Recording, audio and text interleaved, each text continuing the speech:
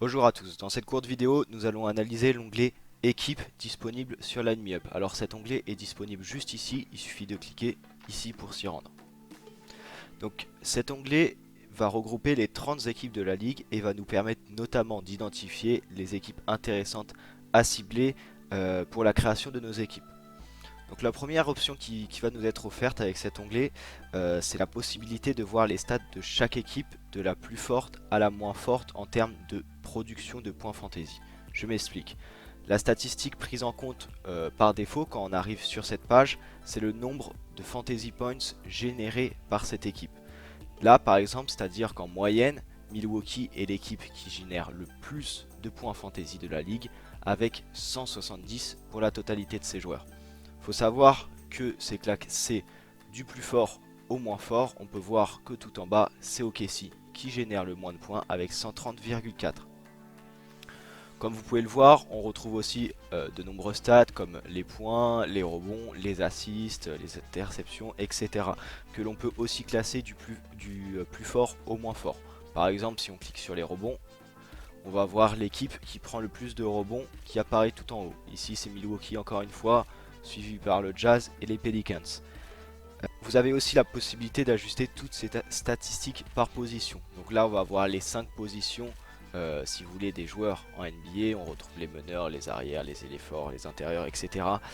La possibilité de voir ces statistiques sur les 5 derniers matchs, 10 derniers matchs et la saison. Si par exemple, on prend les meneurs qui génèrent le plus de points sur la saison, on se rend compte que Indiana est premier. En effet, leurs meneurs, notamment avec Malcolm Brogdon et TJ McConnell, génèrent 50,3 points fantasy en moyenne. Après avoir vu les stats équipes, on peut aussi voir les moins bons élèves de la ligue si vous voulez. Pour ce faire, il suffit juste de cliquer sur les statistiques encaissées, juste ici. C'est sûrement la partie la plus intéressante que va nous offrir cet onglet, notamment parce que ça permet de cibler les moins bonnes défenses position par position et donc celles qui sont intéressantes à cibler pour la création de nos équipes. Par exemple, je m'explique, si on va dans les intérieurs, ici donc on va voir les moins bonnes défenses, celles qui encaissent le plus de points par la position adverse.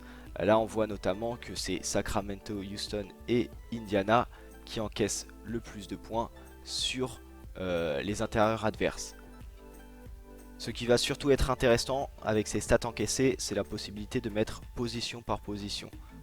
Comme je l'ai dit avec les intérieurs, on voit tout de suite quelle est la pire défense. Si on prend les meneurs, Cleveland, Minnesota et Washington sont les équipes qui encaissent le plus de points par les meneurs adverses. Je vais prendre un exemple assez simple. Par exemple, Cleveland joue contre Indiana justement. Tout à l'heure on a vu que c'était celle qui générait le plus de points sur les meneurs.